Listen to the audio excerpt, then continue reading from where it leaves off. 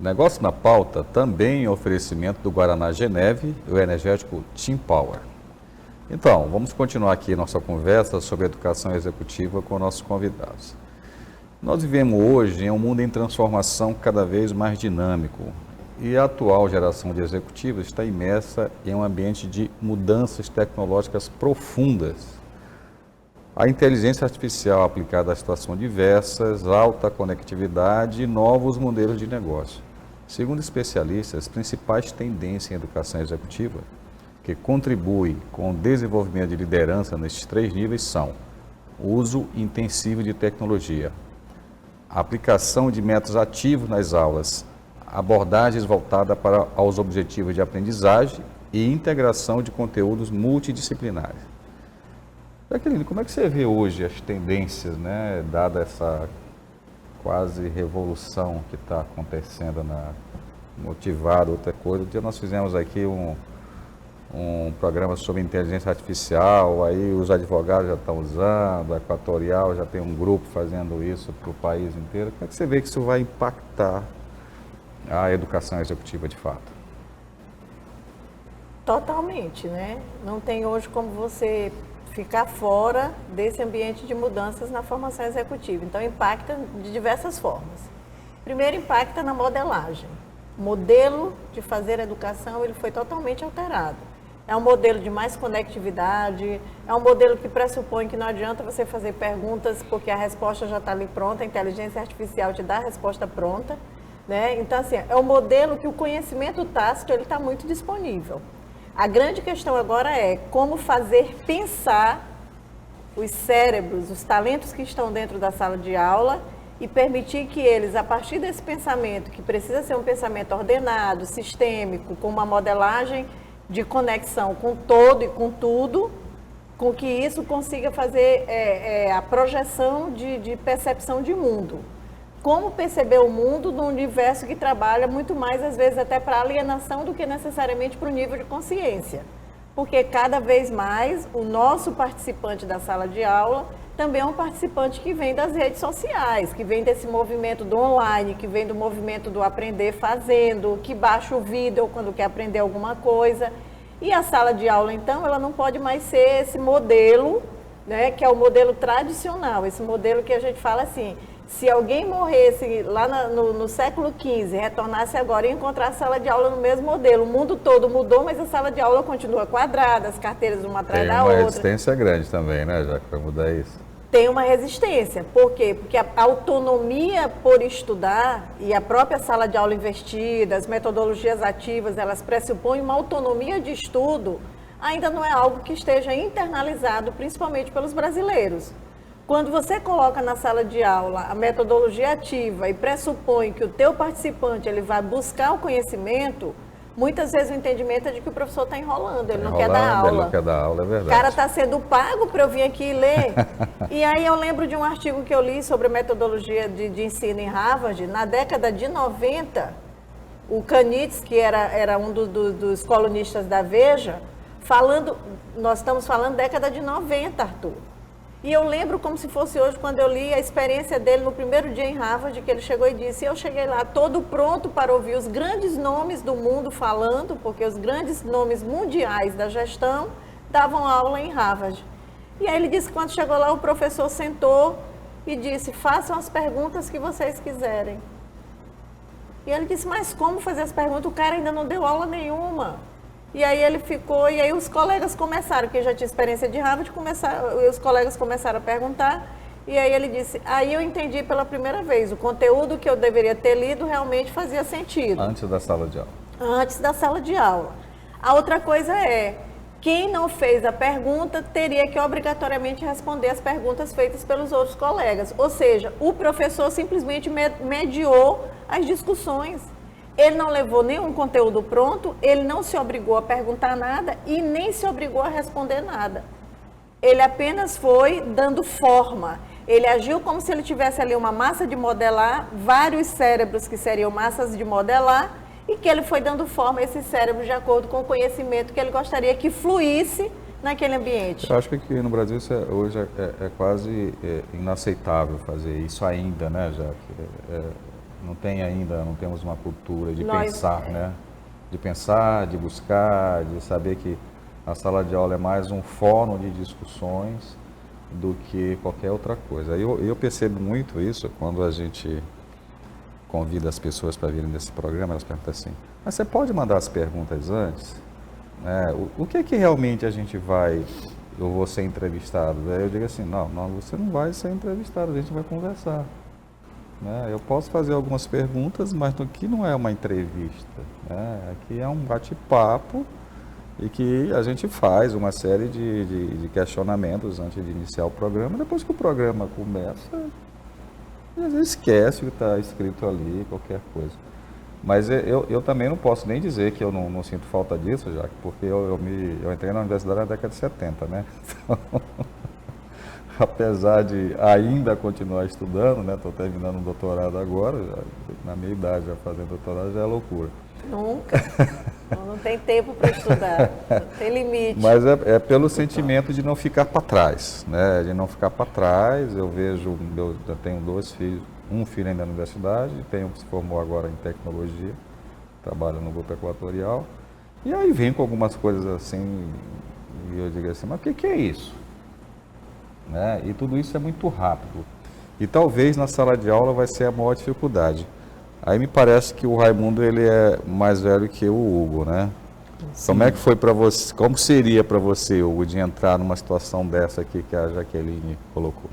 Eu tive uma experiência também já em sala de aula, né? Eu já fui professor de uma faculdade aqui em São Luís e a gente passa por esses desafios da construção mesmo da ciência, de desafiar o aluno, né? Se desafiar também, a gente, enquanto formador de opinião e educador, a gente precisa de desafiar mesmo o aluno para que ele entenda que fazer ciência são as 2 vias. Uma do aluno descobrir a ciência e a educação que a gente fala, educação 4.0, de buscar o autoconhecimento, e o professor ser um mediador para que a gente consiga fazer ciência junto. Então eu tive essa oportunidade também de passar pela docência e isso foi muito gratificante também. Mas como seria hoje você entrar numa sala de aula e passar por uma experiência aí que o Canides passou aí na década de 90, hoje, ele está falando na década de 90, já faz 20 e tantos anos, né? Quase 30 anos. Como seria para você? O Raimundo conseguiu uma bolsa de estudo para Harvard, que Deus o ajude. Chegou lá em Harvard, vou assistir a aula aqui. Aí trouxe o caderninho. O método tradicional. Aí o cara, não, aqui ninguém veio dar aula, aqui é para perguntar. Como seria para você? É a curiosidade, né? A gente sabe, o mundo está em transformação, a gente precisa se adaptar às mudanças. E para mim seria um desafio muito grande, mas seria... primeiro desafio seria, nesse caso, a língua inglesa, né? A gente precisa estar preparado para aproveitar essa oportunidade. Então, o desafio maior seria a mudança de cultura também, de outro local. Quando a gente fala de nível internacional, nunca tive nenhuma experiência internacional a nível de formação executiva, mas seria isso mesmo, a questão de conviver com outra cultura, e o desafio mesmo, quando no meu caso, que toda a minha carreira foi em busca de sonhos eu investindo também na minha carreira, né, fiz esses investimentos, mas mas eu acho que você passou pelas 2 experiências, tanto como aluno professor, da forma tradicional. Da forma tradicional. Eu acho que até o Hugo também, né, Hugo? Sim, a gente enxerga esses exemplos de metodologia ativa e tudo, mas quando vai para a prática mesmo na sala de aula, a gente fica um pouquinho incomodado, achando que o professor não quer dar aula e tudo, né? É bem difícil a nossa cultura. E como seria se você entrasse também numa situação dessa de... A gente já começa a passar por essa experiência quando a gente começa a ascender nas graduações. O mestrado já te dá uma pancada e chega no doutorado, então não tem mais nem a aula, né? O professor te dá os livros para ler. Vai ler isso aqui e depois faz um resumo no final. Como é que você vê isso? Você que ainda as nossas escolas têm um método tradicional.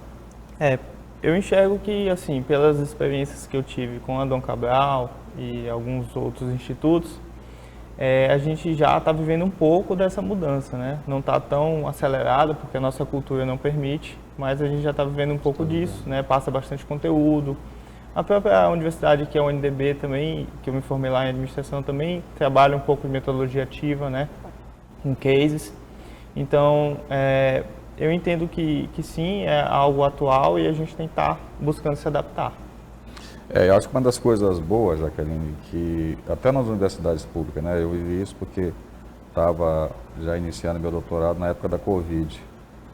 A gente foi se acostumando com as aulas virtuais e hoje a gente quase não sente mais a necessidade assim, vai ter uma aula e ninguém pergunta mais onde a aula vai ser. Sim. Ela naturalmente ela vai ser assim. Aí, para pegar um exemplo aqui de como isso está mudando, quando eu estava fazendo a pesquisa sobre o programa de inteligência artificial que a gente fez aqui umas 2 semanas atrás, eu entrei em vários sites de universidades estrangeiras, né, Berkeley, Cambridge, Harvard e tudo mais, e entrei lá em Berkeley, pum. E aí, cliquei lá, dei meus nomes, 2 minutos depois, estava chegando no meu WhatsApp, uma mensagem no meu WhatsApp. Se eu estava precisando de alguma ajuda e tudo mais, eles têm um representante aqui no Brasil que fala português, se podia ligar para mim. E isso tudo, na verdade, é um algoritmo que eles têm lá no site dele que faz essa busca imediatamente, já negocia preço. Não, você está com dificuldade? Vamos baixar o preço e tudo mais. A Fundação Dom Cabral já está usando isso? Sim. Como é que funciona isso? Lá na Fundação nós temos busca ativa, né? E a gente tem também receptividade no funil de vendas. Então, todo o acesso que você faz, dependendo, já entra pelo um método que eles têm no CRM. A Fundação Dom Cabral, na realidade, há quase 10 anos atrás, ela montou um laboratório com a metodologia, toda a metodologia Watson da IBM. A gente tem o escritório de inovação já todo pela IBM. Então, antes mesmo da gente ter esse estouro de inteligência artificial, nós já estávamos, na realidade, implantando uma série de soluções dentro dessa linha. Na pandemia, nós avançamos imensamente em algumas entregas e hoje a Fundação tem uma plataforma que é totalmente trabalhada para entregas, inclusive online, mas você acessou, você entrando lá, já fica também muita coisa sua registrada para poder contactar com você.